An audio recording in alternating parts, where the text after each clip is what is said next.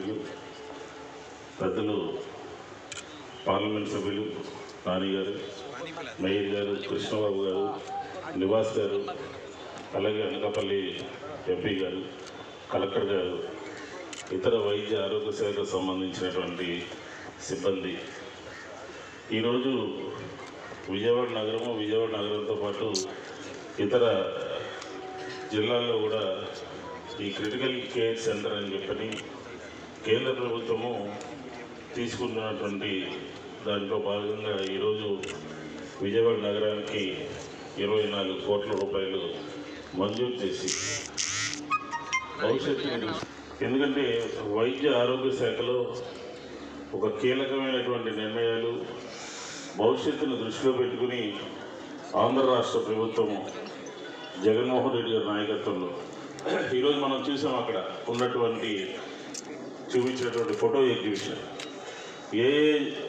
జిల్లాల్లో ఏ ప్రాంతాల్లో ఏ రకమైనటువంటి మెడికల్ కాలేజెస్ వస్తున్నాయి, ఏ రకంగా హాస్పిటల్స్ వస్తున్నాయి, ఎన్ని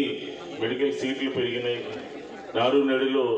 ఏ కార్యక్రమాలు హాస్పిటల్స్కి రూపురేఖలన్నీ కూడా మార్చడం జరిగిందో ఒక భవిష్యత్తును దృష్టిలో పెట్టుకుని ఆంధ్రప్రదేశ్ వైద్య ఆరోగ్య శాఖలో ఈ వేదిక మీద ఉన్నటువంటి అధికారులందరూ కూడా చాలా పెద్ద ఎత్తున జగన్మోహన్ రెడ్డి గారి నాయకత్వంలో పనిచేస్తున్నారు. ఇలాంటి సందర్భంలో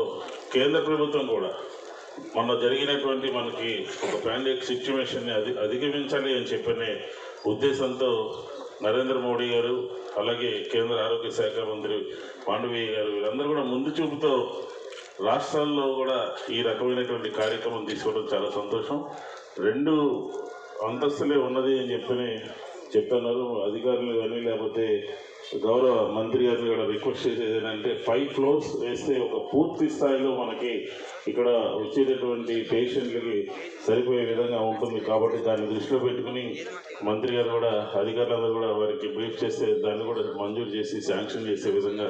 చేస్తారని చెప్పని కేంద్ర ప్రభుత్వం అందిస్తున్నటువంటి సహకారానికి, ఆంధ్రప్రదేశ్ తీసుకుంటున్న నిర్ణయాలకి కేంద్ర రాష్ట్ర ప్రభుత్వాలు 2 కూడా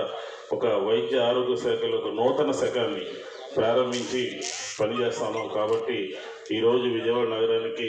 ఈ హాస్పిటల్కి, విజయవాడ సెంట్రల్ నియోజకవర్గంలో లొకేటెడ్ అయినటువంటి హాస్పిటల్కి కేంద్ర ప్రభుత్వం నుంచి ఇంత పెద్ద ఎత్తున నిధులు రావడం కూడా చాలా సంతోషం, ధన్యవాదాలు. కాబట్టి భవిష్యత్తును దృష్టిలో పెట్టుకుని కూడా మీరు శాంక్షన్ ఇస్తారని చెప్పి మనస్ఫూర్తిగా కోరుకుంటూ సభ తీసుకుంటారు. నమస్కారం.